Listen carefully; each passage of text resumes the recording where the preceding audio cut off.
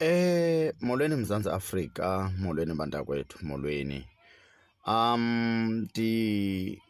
Ndithi mandike ndinike ingqwalasela yalo mcimbi ndiwubonayo bantakwethu. Ngamanye amaxesha ayisikuko nokuba sinothando lokuveza la makhaya lolu hlobo. Into nayo, you can't run away once abantu babone into yokuba uyikhona intshukumo ekhona. Abantu bakaThixo ke bayakusebenzisa, uyathanda awuthandi.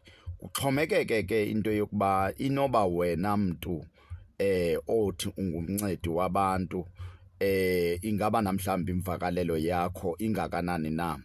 Mamelani ke, likhaya eli likulaa ndawo yaseXhophozo, mhlawumbi ndingabiza ndithi eBhungeni.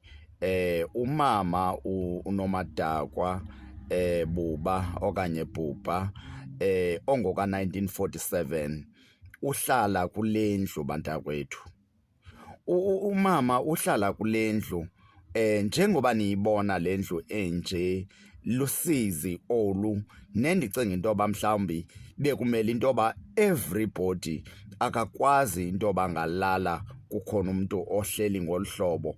Nditsho even noba ubungumakhelwane bekumele uba akulaleki. Bantakwethu, asikwazi kungayithethi inyaniso xa iimeko zinje, singakwazi futhi into yoba singabalekela iindawo ekumele sinkqonkqoze kuzo.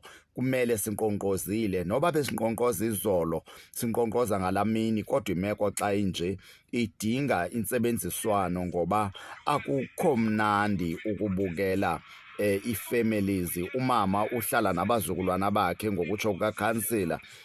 Ukhansila ukwawadi, le wadi nguwadi 31 phaya eBhungeni.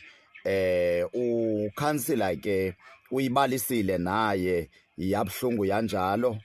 Ukhansila uNomgca watsho into yoba eyi tata, lo mcimbi unzima ngokuba kuncedakale umama. Ukuthi ke inzima lena ihamba iphele phi asiyazi bantakwethu, kodwa eyona nto ebuhlungu kakhulu kukubukela umntu ehleli njengesilwanyana.